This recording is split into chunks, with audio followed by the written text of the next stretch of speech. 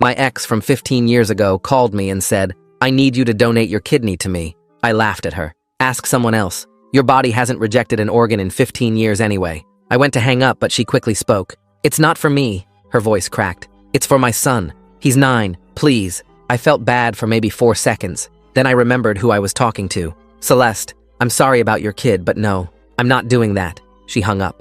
An hour later, someone knocked on my door. It was Celeste, and my brother Lennox was with her. "We need to talk," Lennox said, pushing past me into my apartment. Celeste followed, crying. "Lennox, what are you doing here?" I asked. "Helping someone who actually needs help," he shot back. They spent the next hour tag-teaming me, Celeste crying about her dying son, Lennox calling me a heartless coward. Every time I asked why he was here, he diverted the subject to me being selfish. Finally, after a million no's, Celeste looked me dead in the eye and said, "You're going to donate whether you like it or not." Over the next week, they kept ambushing me together. I'd be eating lunch and suddenly Lennox and Celeste would be there, causing a riot in the restaurant and yelling that I was happy to kill a child, loud enough for everyone to judge me. Then Celeste took it further. She showed up at my office, while I was on a Zoom call with the CEO, with the kid beside her, a pale, thin 9-year-old in a hospital mask. My boss was talking about a promotion when she walked him right up to my desk. "This is the man who can save your life," she told the kid, loud enough for everyone to hear. The kid looked at me with huge eyes. "Are you going to save me?" My boss stopped speaking, staring at Celeste, who had her phone out, filming. I felt my face burning. "Celeste, this isn't fair. What's not fair is letting a child die," she said, still filming. She turned to the CEO. "Your worker is choosing to let a child pass away." My boss hung up shortly, and the rumor spread like wildfire. That night, Lennox showed up at my apartment with papers, legal documents. "I talked to a lawyer," he said, spreading them on my kitchen counter. "You can be sued for failure to render aid to a minor. You could face charges." I picked up the papers. They looked official. Court letterhead, legal language, the whole thing. "Just sign the consent form," Lennox said, "or deal with this in court." I told him to get out. The next morning, I was researching these documents when Lennox texted me, "Good luck." Before I could even respond, my doorbell rang. I opened it, and Celeste's entire family barged inside. Her mom, her dad, even her grandmother in a wheelchair. They surrounded me in my own living room. For 5 hours, they took turns. Her mom crying about losing her grandson, her dad yelling about family responsibility. The whole time I kept thinking, how did Lennox know they were coming? Were they dating behind my back? Then Celeste made a GoFundMe. She used my full name and photo. The title was, "Help us convince him to save a dying child." She wrote this whole post about how I was a match but refused to donate. It got shared 617 times in 3 days. My phone wouldn't stop. Friends asking what was happening. My mom calling, crying, asking if it was true. Celeste called me and said, "I'll take down the GoFundMe. Just say yes." I blocked her number. Unfortunately, that wasn't enough. She showed up at my apartment at 3:30 in the morning, sobbing, shaking. She said the doctors gave her son weeks, maybe days. She said she was out of options. She begged me to at least get tested, just to see if I was a real match, and if I wasn't, she'd leave me alone forever. I was exhausted. "Fine, I'll get tested. Then if I'm not a match, you leave me alone." Her whole face changed. She pulled out her phone and texted someone. 8 minutes later, Lennox knocked on my door. He had a testing kit in his hands. They both stood there as I did the cheek swab. Celeste took it and said results would come in 4 days. The results came back. I was a perfect match. But that made no sense. The odds of a non-family member matching were 1 in 20,000. Still, Celeste and Lennox showed up together that same day, celebrating, hugging. Lennox had his hand on her shoulder, rubbing her back. "We can schedule the surgery next week," Celeste said, breathless. "Oh my God, thank you, thank you." "I didn't agree to anything," I said. "But you're a match," Lennox said, almost angry. "You have to do it now. Why do you even care this much?" I asked him directly. "Why are you so involved in her kid's life?" They both went quiet. "How long have you two been together?" I asked. Celeste looked at the floor. Lennox pulled his hand away. 8 years, Lennox finally said. I stared at him. "Is the kid yours?" "That's not your business," Celeste whispered. "Then why is donating a kidney to him my business?" My voice was getting louder. Celeste started crying. Real crying, not the manipulative kind. "Because he's yours." Everything stopped. "What?" "The boy," she said, shaking. "He's your son." "I didn't tell you. Lennox and I started dating right after we broke up. He's been raising him as his own." I looked at Lennox, my brother, who had always known. "You've been hiding my kid from me for 9 years?" I raised my hand to hit him. My arm dropped to my side, but my whole body kept shaking. I couldn't stop staring at Lennox, at this person who looked like my brother, but had been lying to me for 9 years straight. Celeste moved between us with her hands up like she thought I might actually swing. The words kept repeating in my head, over and over. He's yours. Your son. 9 years. I had a kid. A dying kid. And everyone knew except me. Every family gathering, every holiday, every birthday, where I'd been in the same room with my own child and had no idea. My hands wouldn't stop trembling. I pointed at my door. Get out. The words came out way louder than I expected, almost a yell that surprised even me. Celeste started crying again, reaching for my arm. Please, we need to talk about this. I jerked away from her touch. I said, get out. Now. She kept trying to talk, kept saying please over and over, but I couldn't hear it anymore. I walked to the door and threw it open so hard it hit the wall. Lennox hadn't moved. He just stood there looking at the floor. I'm sorry, he whispered. Leave. My voice cracked on the word. They finally walked toward the door. Celeste was still crying, still trying to say something, but I turned my back on both of them. The door slammed behind them hard enough that I felt it shake the frame. Then I was alone. I started pacing, back and forth across my living room, then into the kitchen, then back. My mind kept jumping to memories I'd buried. Thanksgiving 3 years ago when Lennox brought his kid, the boy who smiled at me with my own smile. Christmas when the kid opened presents and laughed with my laugh. 4th of July when he ran around the backyard and I thought how much he looked like Lennox. Except he didn't look like Lennox. He looked like me. All those family photos on my mom's wall. All those times I'd ruffled that kid's hair or given him a high five or watched him blow out birthday candles. My son.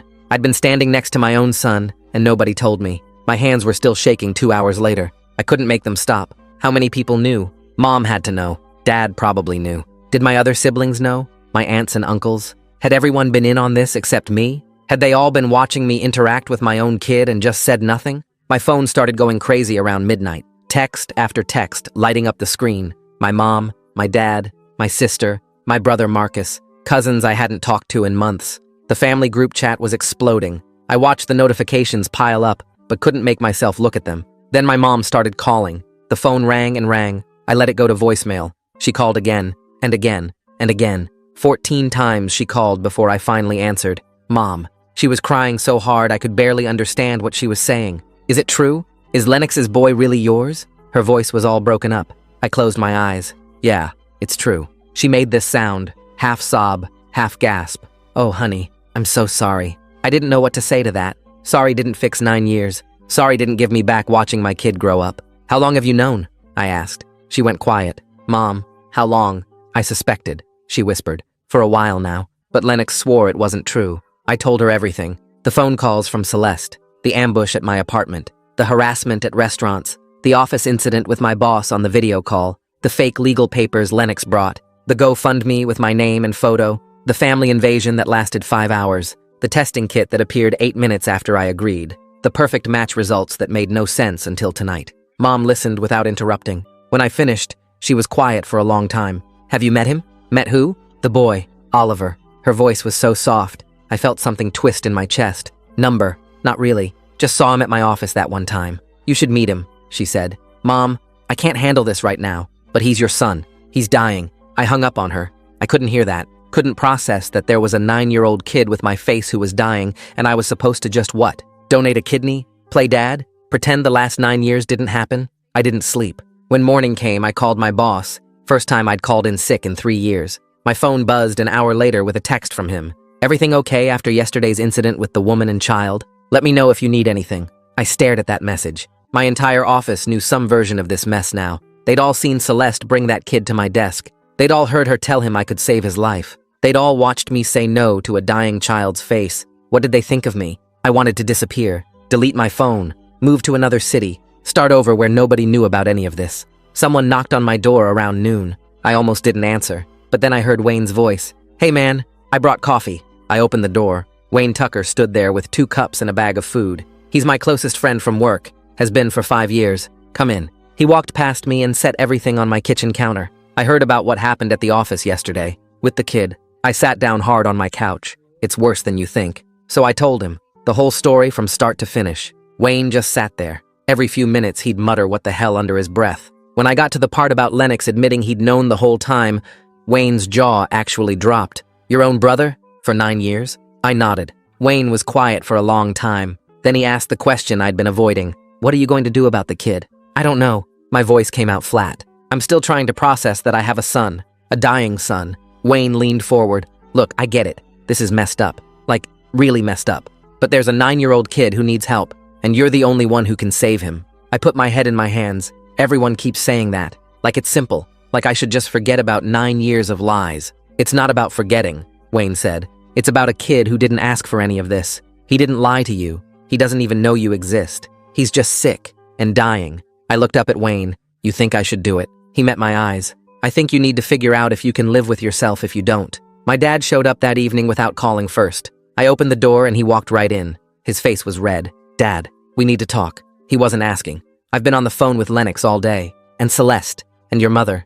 I crossed my arms. And? Dad's voice got louder. And I'm trying to understand how my son could hide something like this from his own brother, from his whole family. I felt some of the tension leave my shoulders. You're mad at him. Of course I'm mad at him. Dad started pacing the same path I'd worn into my carpet the night before. I always thought something was weird about how fast he and Celeste got together after you two broke up. But I never imagined this. He stopped and looked at me. 9 years. He looked me in the eye at Christmas and Thanksgiving and birthdays and lied. Lennox called me this morning, Dad said. His voice got quieter, crying, begging me to convince you to help. I waited. He admitted everything. Said Celeste told him she was pregnant right after you two split. Said she didn't want you to know. Said he agreed to raise the boy as his own because he loved her and wanted to be a father. Dad's voice cracked on the last word. I watched my father's face crumble. One of my sons lied to this family for 9 years, and now the other son has to decide if he's going to save a child's life. How am I supposed to process that? I didn't have an answer.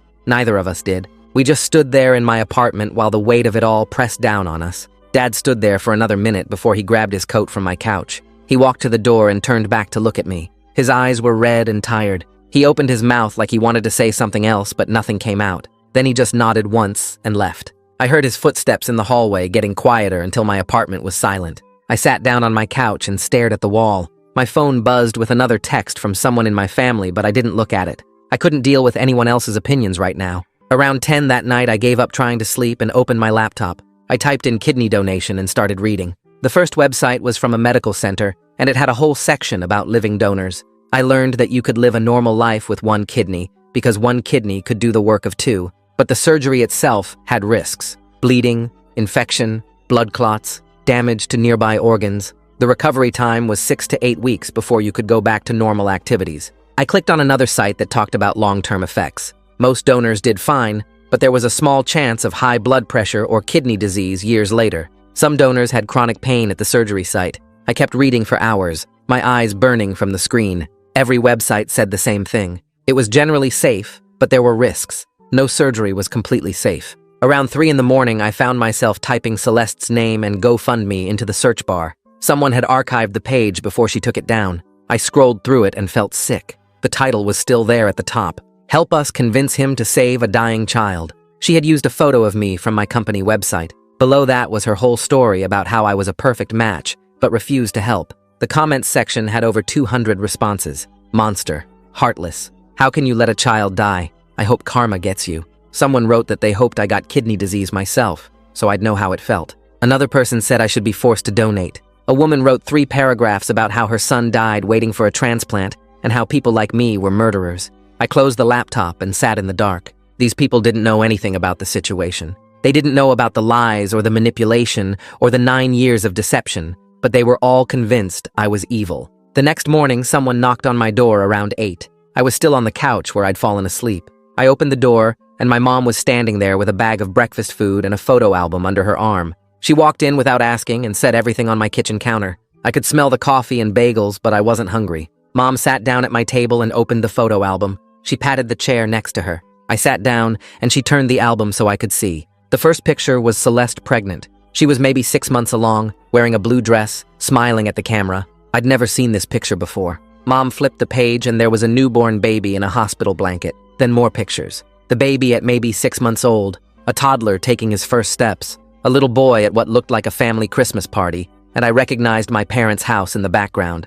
I looked at Mom. She had tears running down her face. She told me she'd been keeping this album separate from the others. She said she suspected the truth, but Lennox made her promise not to say anything. He told her it would destroy the family if anyone found out. I stood up fast enough that my chair scraped against the floor. I asked her how long she'd known. She said she didn't know for sure until a few days ago when Lennox admitted everything, but she'd suspected for years. She thought she was protecting everyone by staying quiet. I told her she wasn't protecting me. She wasn't protecting the kid either. We both deserved to know the truth. Mom started crying harder and said she was sorry. She said Lennox convinced her that telling the truth would tear the family apart, and she thought keeping the secret was the right thing to do. She kept saying she was sorry over and over. I sat back down because I was too tired to stay angry. Mom flipped to the back of the album and pulled out a loose photo. She slid it across the table to me. It was recent, maybe from last week. A boy in a hospital bed, pale and thin with tubes in his arm. But I could see my eyes looking back at me from that photo. My nose, even the same weird cowlick in his hair that I'd always hated on myself.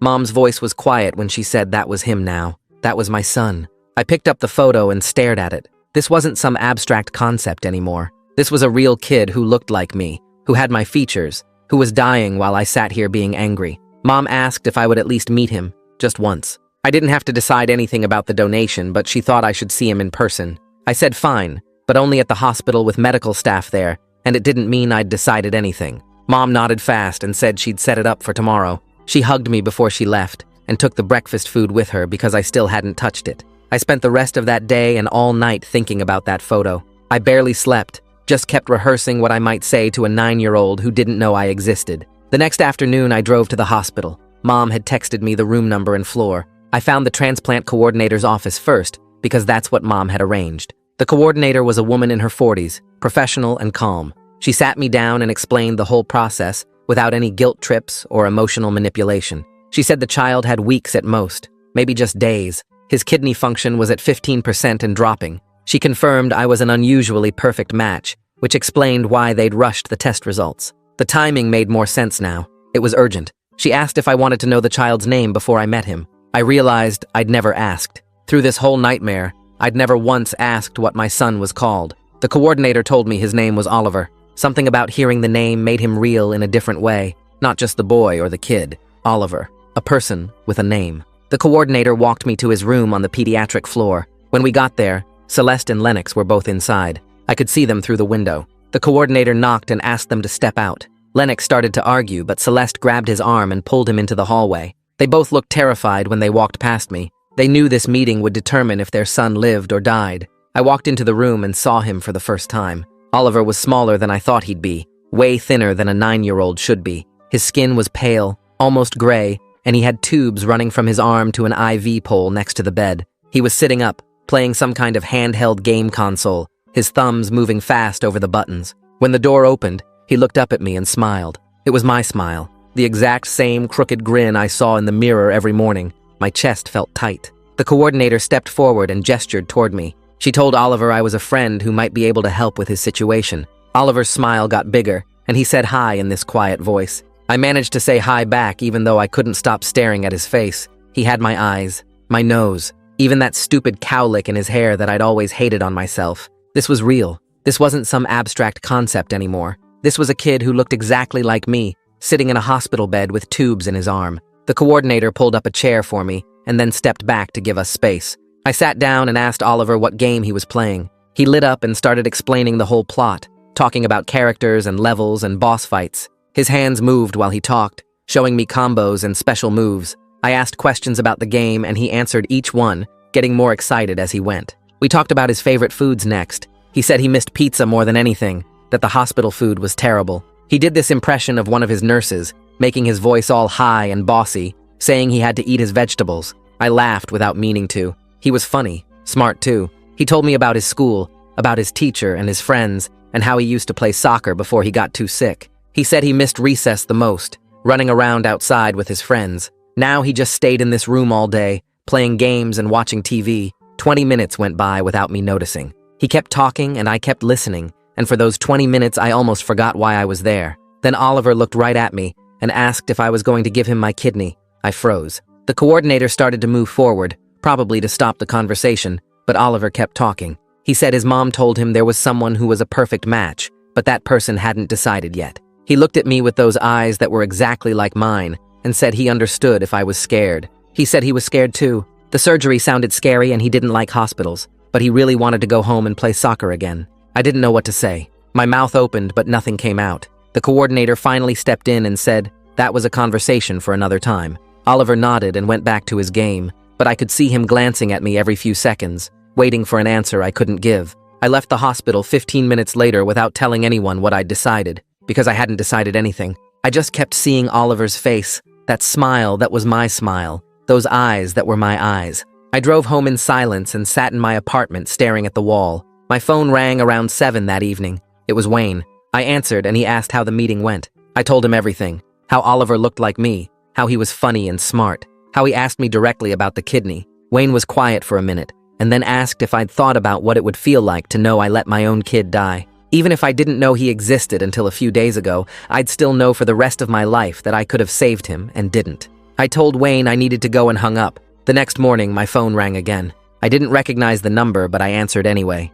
A man's voice said my name, and then identified himself as Jack Lombardi, Celeste's father. I hadn't talked to him since the breakup 15 years ago. His voice was rough, angry. He said he was mad at Celeste for lying all these years, but he was desperate. His grandson was dying and I was the only one who could save him. Then he said he'd give me $50,000 to donate the kidney, cash, no questions asked. I felt my face get hot. I told him this wasn't about money. That insulted me more than anything else they'd done. He thought he could just buy my kidney like I was selling a car. I started to hang up, but he kept talking fast, apologizing. He said he was just scared. He'd watched Oliver suffer for months while they searched for a match. He'd seen his grandson get weaker every day. He didn't know what else to do. I told Jack that if I decided to do this, it wouldn't be because of money or pressure or manipulation. It would be because I decided it was the right thing to do, and I needed time to figure that out on my own. He went quiet, and then apologized again. He said he understood. He said he was just a terrified grandfather who couldn't stand watching Oliver die.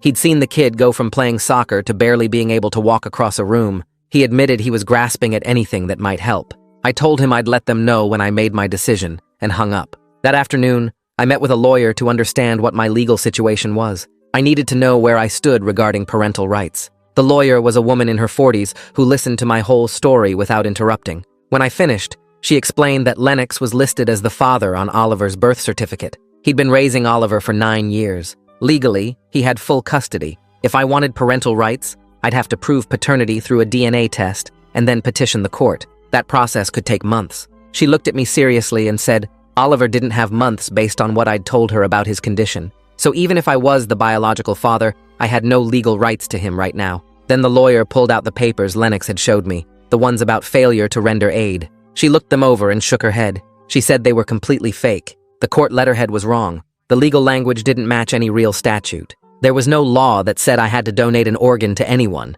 not even my own child. Organ donation had to be voluntary, or hospitals wouldn't accept it. She said Lennox had basically created fake legal documents to scare me into agreeing. I felt angry all over again at the manipulation, but I also felt relieved. This meant whatever decision I made, it was truly my choice. No one could force me legally. No one could sue me. I was making this decision completely freely. I scheduled a consultation with a different transplant surgeon the next day. I wanted an independent medical opinion about the risks, not just information from the hospital where Oliver was treated. The surgeon was older, maybe in his 60s, and he was straightforward with me. He said the surgery was generally safe. Thousands of people donated kidneys every year, and most of them recovered fine. But there were risks. Complications during surgery were rare but possible. I'd need 6 to 8 weeks of recovery time before I could go back to normal activities. Long term, most donors lived completely normal lives, but there was a small increased risk of kidney disease later in life, especially if I developed diabetes or high blood pressure.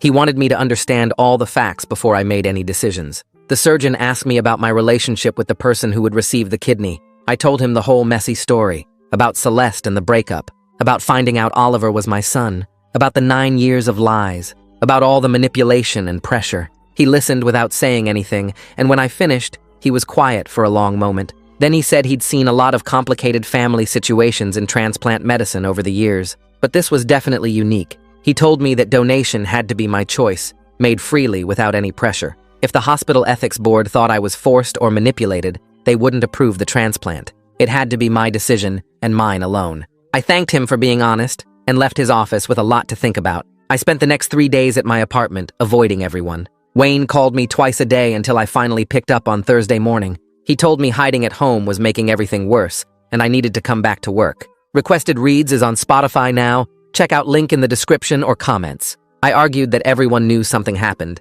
and it would be awkward. He said it was already awkward, and sitting alone wasn't helping anyone. I agreed to come in Friday. My first day back felt strange. People glanced at me when I walked to my desk. Nobody asked questions directly, but I could feel them watching. Around 10, my boss called me into his office. He closed the door and asked if I needed time off to deal with the family emergency. I appreciated that he called it that instead of asking what happened. I told him I was okay to work, and he nodded and said to let him know if that changed. At lunch, I sat alone in the break room eating a sandwich. A woman from accounting I barely knew sat down across from me. She said she saw the GoFundMe before Celeste took it down. My stomach dropped. She quickly added that she didn't donate to it because the whole thing seemed manipulative. Instead, she donated to childhood cancer research in Oliver's name. I stared at her for a second, then thanked her. She smiled and said, not everyone believed what they read online. After she left, I sat there feeling something shift inside me. Not everyone had judged me based on Celeste's version of events. That evening, someone knocked on my door. I opened it expecting Wayne or maybe my parents. Nadine stood there alone, looking tired and sad. She asked if she could come in. I let her inside and we sat in my living room. Unlike her husband's anger or Celeste's manipulation, Nadine just seemed heartbroken. She told me she didn't know about the paternity deception until recently. She said she was ashamed of her daughter's choices. Then she asked me to please consider helping Oliver. Not for Celeste or Lennox, but for an innocent child who didn't deserve to die because adults made terrible decisions. I didn't say anything at first. Nadine pulled out her phone and asked if she could show me something. I nodded. She opened her photo app and started playing videos. The first one showed Oliver at his 5th birthday party. He was laughing and blowing out candles while other kids cheered. The second video was his first day of school. He wore a backpack almost as big as he was and waved at the camera. The third was from a soccer game last year. Oliver ran down the field and kicked the ball into the goal, then jumped up and down celebrating. In every video, he looked full of energy and life, so different from the pale, sick child I met in the hospital. Nadine was showing me who Oliver was before the illness. It was working because I could see the life being stolen from him. I told Nadine I was leaning toward doing the donation. She looked up with hope in her eyes, but I said I needed to set serious boundaries about what happened after. I wouldn't be manipulated into playing happy family with people who lied to me for 9 years. Nadine agreed immediately. She said she would support whatever boundaries I needed as long as Oliver got the help he needed. She left 20 minutes later and I sat on my couch thinking about those videos. The next day, I called Lennox. I told him we needed to talk, just the two of us. He agreed right away. We met at a coffee shop neither of us usually went to, a neutral location where we wouldn't run into anyone we knew. Lennox arrived first and was sitting at a corner table when I walked in. The tension between us felt thick. I sat down across from him and we both just stared at each other for a moment. Lennox started apologizing, but I cut him off. I told him I needed to understand why he agreed to this deception in the first place. He was quiet for a long time. Then he admitted that he loved Celeste from the moment he met her at my apartment years ago. When she told him she was pregnant with my child, he saw it as an opportunity. He thought if he helped her raise the baby, she would eventually love him back. I asked him if he ever considered how wrong it was to let me miss my own child's entire life. Lennox's face crumpled, and he started crying right there in the coffee shop. He said he'd thought about it every day for 9 years, especially at big moments like Oliver's first word or first day of school. He said he convinced himself he was doing the right thing because I'd made it clear I never wanted kids, and he desperately wanted to be a father. I watched my brother cry and felt angry and sad at the same time. Lennox wiped his eyes and told me that Oliver was the best thing that ever happened to him, that he loved that boy more than anything in the world. He said he knew he didn't deserve forgiveness, but he was begging me to save Oliver's life. I told him I was considering the donation, but our relationship as brothers was permanently damaged, and I didn't know if I could ever trust him again. He nodded and said he understood. We sat there for another minute in silence, then I left. That night, I called my parents. I told them I decided to move forward with the donation process. My mom started crying immediately. My dad asked what made me decide. I told them it wasn't about forgiving Celeste or Lennox. It was about Oliver, who didn't ask to be born into this mess and didn't deserve to die because the adults in his life made terrible choices. My dad was quiet for a moment, then said he was proud of me. We talked for another hour about next steps and what the process would look like. After I hung up, I sat in my apartment feeling like I'd just made the biggest decision of my life. The next morning, I called the hospital and asked for the transplant coordinator. She answered on the second ring, and I told her I was ready to move forward with the evaluation process. Her voice shifted from professional to warm, and she said she was glad to hear from me. She explained that we needed to schedule a full medical workup for the following week, blood tests to check my kidney function and overall health, imaging scans to look at my kidney structure, a psychological evaluation to make sure I understood what I was doing, and meetings with the hospital ethics board to review the whole situation. She warned me this would take at least 2 weeks to complete all the steps. Then her voice got quieter, and she said Oliver's condition was getting worse, and she wasn't sure how much time we had. I told her to schedule everything as fast as possible. She said she'd call me back within an hour with appointment times. I spent that hour cleaning my apartment because I needed something to do with my hands. She called back and rattled off a list of dates and times. Blood work on Tuesday morning, CT scan Tuesday afternoon, psychological evaluation Thursday, ethics board meeting the following Monday. I wrote everything down on a notepad and stared at the list after we hung up. This was really happening. Tuesday morning, I showed up at the hospital lab at 7:30 for blood work. The technician tied a rubber band around my arm and stuck a needle in my vein. She filled 6 different tubes with my blood while making small talk about the weather. I watched my blood flow into the tubes and thought about how soon some of it would be keeping Oliver alive. The CT scan that afternoon took longer. I had to drink this chalky liquid that tasted like metal and lie completely still in a tube while the machine buzzed around me. The technician's voice came through a speaker telling me when to hold my breath. The whole thing took 40 minutes, and I kept thinking about Oliver lying in the hospital beds for months, going through worse tests than this. Thursday came, and I drove to the hospital for my psychological evaluation. The therapist was a woman in her 50s with gray hair and kind eyes. She sat across from me in a small office and asked me to explain the situation in my own words. I told her everything: the phone call from Celeste, the harassment and manipulation, the office ambush, the GoFundMe, finding out Oliver was my son, the 9 years of lies. She took notes while I talked, and her face stayed neutral. When I finished, she asked me directly if I was forced or pressured into this donation. I looked at her and said honestly that yes, there had been massive pressure and manipulation attempts, but I was choosing this freely now because I couldn't live with myself if I let my son die. She asked me if I understood the risks of the surgery. I told her I'd researched everything and knew what I was getting into. She asked if I expected anything in return for the donation. I said no, I just wanted Oliver to live. She wrote more notes and then looked up at me and said she believed I was making an informed, voluntary choice. She would recommend approval to the ethics board. I left her office feeling lighter somehow. The following Monday, I sat in a conference room facing 5 people on the ethics board. 3 doctors, a hospital administrator, and a patient advocate. They had thick folders in front of them with all my test results and evaluation reports. The lead doctor, an older man with white hair, asked me to describe my relationship with Celeste. I explained we dated 15 years ago and broke up. He asked about my relationship with Lennox. I said he was my brother, but our relationship was damaged now because of his role in hiding Oliver from me. Another board member, a woman with glasses, asked detailed questions about the manipulation attempts. I told them about the office incident, the fake legal papers, the family ambush, all of it. I could see concern on their faces as I talked. The patient advocate asked if I felt I had a choice in this decision. I said yes. I could walk away right now if I wanted to. But I was choosing to help because Oliver was my son and he was innocent in all this mess. The lead doctor said they needed to be absolutely certain I wasn't being pressured because coerced donations often lead to serious psychological problems for the donor later. I understood what he meant. If I did this feeling forced, I might resent Oliver or myself for years. But I'd worked through that already. This was my choice now. They asked me to wait outside while they discussed. I sat in the hallway for 30 minutes checking my phone and trying not to think about what would happen if they said no. Finally, they called me back in. The lead doctor said they were prepared to approve the donation, but they needed another week to finalize paperwork and coordinate with the surgical team.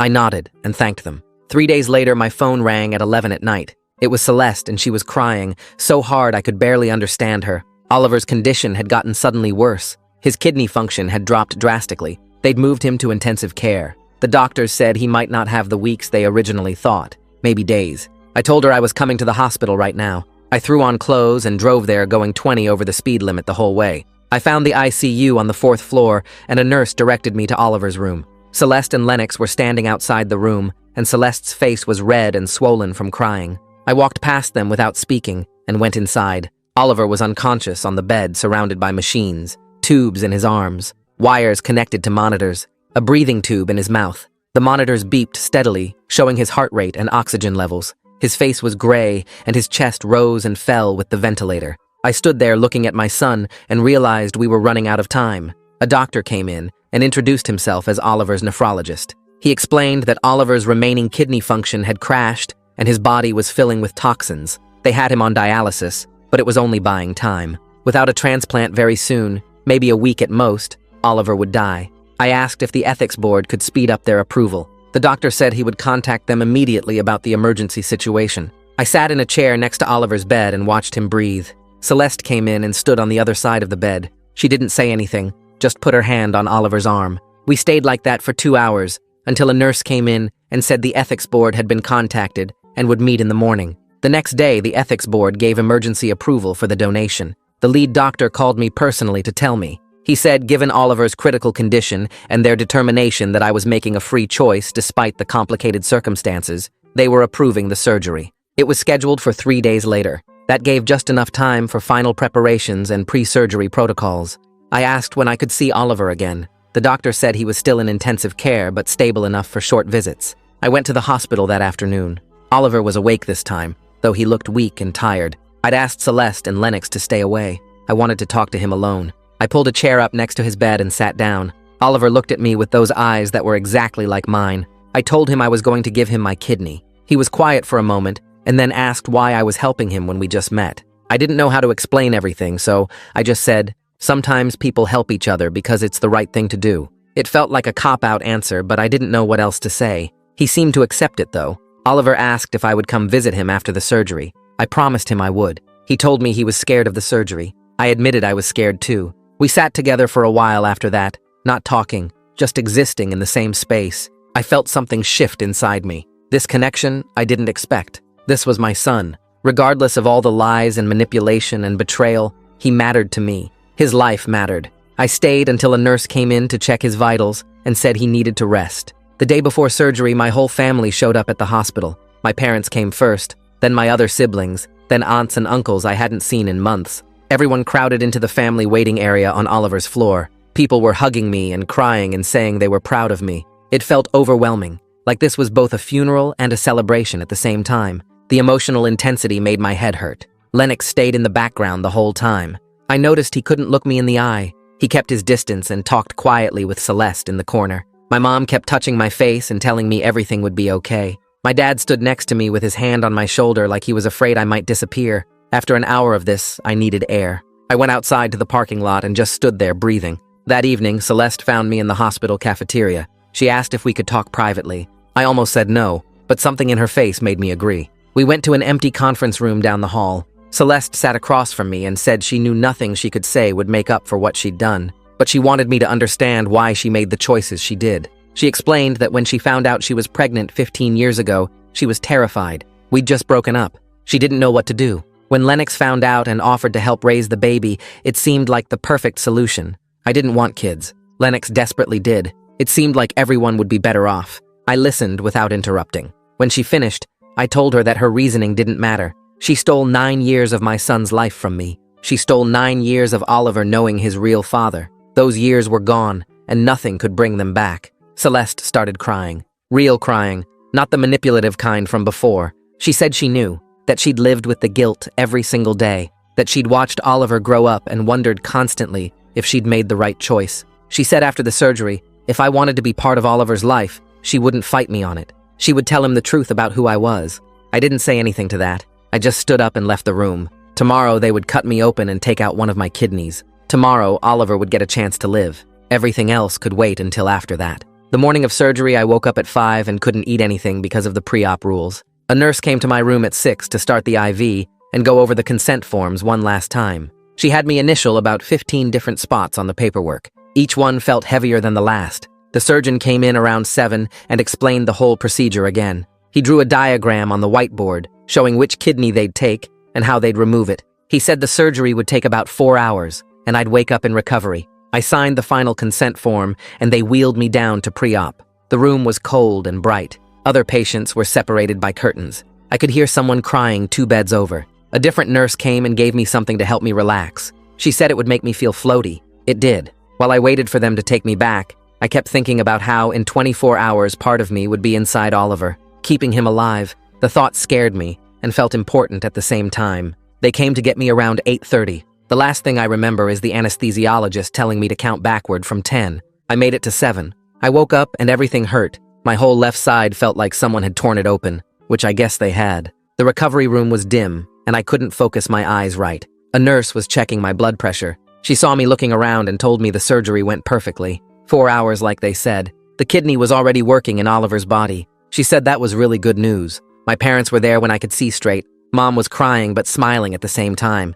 Dad stood next to the bed and squeezed my hand. He didn't say anything, just squeezed. The pain medication made everything fuzzy, but I remember feeling relieved it was over. Mom kept touching my face and telling me I did a good thing. I wanted to tell her it didn't feel good yet. It just felt like pain, but the drugs made talking hard, so I just closed my eyes. The first 2 days were worse than I expected. The pain was intense, like someone was stabbing my side every time I breathed. I couldn't move without help. A nurse had to hold me up just to use the bathroom. That was embarrassing. I couldn't sleep more than an hour at a time because every position hurt. Wayne showed up on the second day with magazines and a bag of snacks I couldn't eat yet. He sat in the chair next to my bed and made jokes about how I was a hero, even though I was just lying there complaining. I told him heroes probably don't cry when they try to sit up. He laughed and said heroes probably do. The nurses kept telling me Oliver was doing great. His body accepted the kidney right away. His numbers were better than anyone expected. They said he'd probably leave the hospital before me. That made the pain feel worth it, sort of. On the third day, they wheeled me down to see Oliver. I was still in a hospital gown and connected to an IV pole. A nurse pushed my wheelchair through 3 hallways to get to his room. He was in a regular room now, not intensive care anymore. When I came through the door, he was sitting up in bed playing a video game. He had color in his face, real color, not the gray pale look from before. When he saw me, he smiled, that same smile I'd seen in the mirror my whole life. He put down the game and said, "Thank you for saving his life." Just like that, simple, direct. I had to look at the wall because my eyes were getting wet. I didn't want him to see me cry, but I couldn't help it. Something about seeing him healthy broke something loose in my chest. Oliver asked why I was crying. I wiped my face and told him I was just happy he was okay. He nodded like that made sense. Then he said his mom told him we were going to talk about something important after we both felt better. He seemed curious but not scared, just interested, like she'd promised him a surprise. I realized right then that Celeste was planning to tell him I'm his biological father. My stomach dropped. I had no idea how he'd react to that. Would he be angry? Confused? Would he hate me for not being there his whole life? I looked at him playing his game and felt scared in a way the surgery hadn't scared me. This was different. This would change everything. Over the next week, both of us kept recovering. I had physical therapy every day to help me get my strength back. A therapist would come to my room and make me walk the hallways. At first, I could barely make it to the door. By day 5, I could do 2 laps around the floor. The pain went from stabbing to a deep ache, more manageable. I could breathe without wanting to scream. The transplant team came by every morning to check on me. They were excited about how well Oliver's body was accepting the kidney. His numbers were better than they expected for this stage.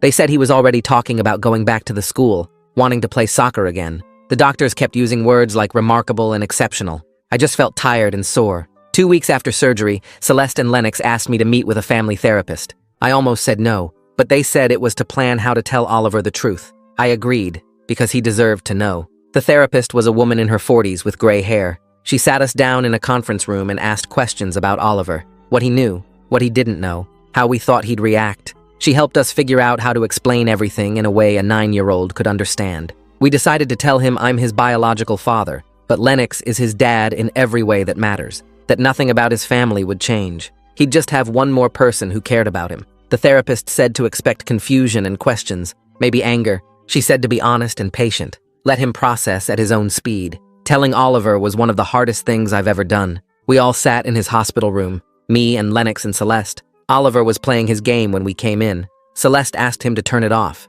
She said we needed to talk about something important. He looked nervous then, put the game down slow. Celeste started by saying she'd made a mistake a long time ago by not telling him something. Oliver looked at me, then at Lennox, then back at Celeste. She told him I was his biological father, that I didn't know about him until recently. Oliver's face went confused. He asked why nobody told him before. His voice got higher, almost crying. Lennox explained that they made a mistake by keeping it secret, that they were sorry. Oliver stared at me for a long time. Then he asked if I was going to try to take him away from Lennox. My throat got tight. I promised him that Lennox was his dad, that nothing would change that. I said I just wanted to know him if he'd let me. Oliver didn't say anything, just looked down at his hands. Oliver didn't talk much for a few days after that. He was quiet when I visited, polite but distant. I didn't push him, just sat with him while he played games or watched TV. On the 4th day, he asked if he could call me by my first name instead of calling me Lennox's brother. I said yes. That felt like progress. Over the next week, he started testing things out.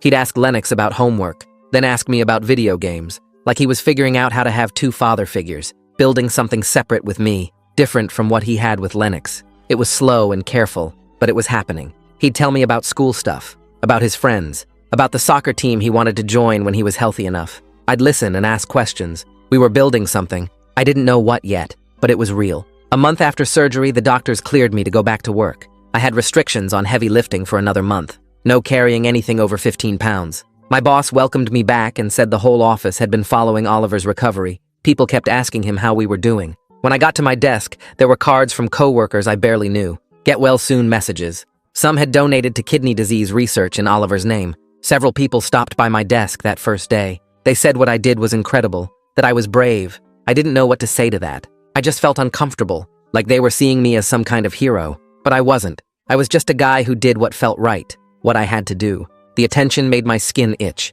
I wanted to tell them it wasn't that simple, that the whole situation was complicated and messy. But I just said thank you and tried to focus on my work. A week later, Lennox texted asking if we could meet for coffee. I stared at the message for 10 minutes before responding. We met at a place neither of us usually went to, a small shop downtown with uncomfortable metal chairs. He was already there when I arrived, looking nervous and tired. We sat across from each other and didn't speak for almost 5 minutes. Finally, he asked how I was feeling after the surgery. I told him I was fine. He nodded. The silence stretched out again. I asked him why he wanted to meet. He said he thought we should try to talk regularly for Oliver's sake. I didn't want to, but I agreed. We decided on Wednesdays at 7. That first meeting lasted 20 minutes and felt like hours. The next week was the same. Awkward pauses, careful words, me getting angry about something he said, him getting defensive. But we kept showing up. By the 4th week, we could almost have a normal conversation about Oliver's soccer practice or his favorite video game. It wasn't forgiveness. It was just two people trying to exist in the same space without exploding.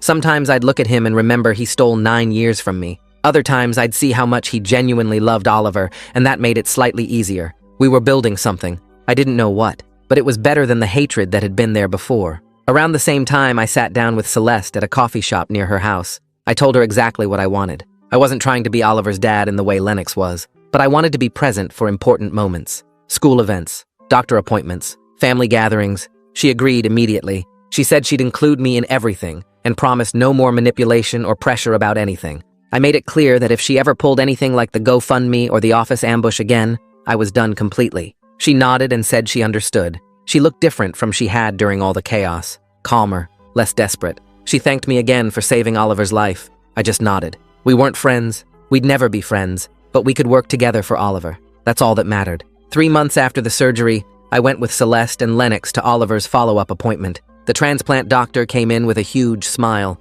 She said the kidney function was excellent, better than they'd hoped. Oliver's body had accepted the transplant perfectly. He was officially cleared to return to the school full-time, to rejoin his soccer team, to be a normal 9-year-old again. Oliver pumped his fist in the air when she said soccer. Celeste started crying. Lennox hugged her. I stood there watching my son celebrate being healthy and felt something shift in my chest. This was real. He was going to be okay. The doctor said Oliver would need regular checkups and medication for life. But compared to dialysis and being constantly sick, this was everything. Oliver turned to me and said thanks again. I told him he didn't need to keep thanking me. He grinned and said he'd thank me every time he scored a soccer goal then. A few weeks later, Oliver asked Celeste if he could spend a weekend at my apartment. She looked at Lennox. He looked at me. I said I was okay with it if they were. We set it up for the following Saturday. I spent the entire week making sure my apartment was ready. I bought snacks he'd like, made sure I had games he'd want to play. When Celeste dropped him off on Saturday morning, I was more nervous than I'd been before the surgery, but Oliver walked in like he'd been there 100 times. He dumped his backpack on my couch and asked what games I had. We spent the weekend playing video games and watching movies. He talked about school and his friends and his favorite superhero. I listened and asked questions and made jokes that made him laugh. Sunday night, when Celeste came to pick him up, Oliver hugged me before leaving. It felt natural, like we'd been doing this for years instead of weeks. After he left, I sat on my couch and realized I'd just had a normal weekend with my son. It wasn't complicated or painful. It was just good. My mom called a few days later. She said she wanted to have dinner with me, just the two of us. We met at a restaurant near my apartment. She looked at me for a long time before speaking. Then she apologized again for keeping the secret. I told her I understood she was in an impossible situation, that Lennox had put her there. She said she'd been watching me with Oliver over the past few months, that she could see I was really trying to build something with him. She was proud of me. My dad called the next day and said basically the same thing, that he was proud of how I'd handled everything, that I could have walked away after the donation, but instead, I chose to step up and be present in Oliver's life. Hearing that from him meant more than I expected. 6 months after the surgery, our family had found a new normal. Oliver knew the truth about everything now. He seemed comfortable having both Lennox and me in his life. I saw him twice a week, Tuesday nights for dinner at Celeste's house, Saturday afternoons for whatever activity he wanted to do. Sometimes we went to the park, sometimes we got ice cream, sometimes we just hung out at my apartment. He started introducing me to his friends as his biological dad. The first time he did it, I froze, but he said it so casually that his friends just nodded and moved on. To them, it was just another fact about Oliver. He had 2 dads, one who raised him and one who gave him a kidney. They thought that was cool. Lennox and I kept meeting every Wednesday. We'd never have the relationship we had before. That was gone forever. But we found a way to coexist peacefully. We could be in the same room without tension. We could coordinate Oliver's schedule without fighting. Sometimes we even laughed about something together. It wasn't forgiveness. I didn't know if I'd ever fully forgive him, but it was functional. We could work together for Oliver's sake. That was enough. Looking back on everything that happened, I realized something. Despite all the lies and manipulation and betrayal, something good came out of it. I had a son I didn't know existed. He was alive and healthy because I made the choice to help him. Our family was complicated and messy. Nothing about this situation was normal or ideal, but Oliver was thriving. He was playing soccer again, getting good grades, making jokes, being a regular kid, and I got to be part of his life going forward. That didn't erase the pain of what was stolen from me. Those 9 years were gone forever. I'd never get to see his first steps, or hear his first words, or take him to his first day of school, but I had now. I had the chance to build something with him from this point forward, and right now, that felt like enough. Well, that's the dramatic ending to an otherwise average story. If you made it this far, I both admire and worry about you. Go ahead and subscribe, because clearly you enjoy this chaos. See you in the next one.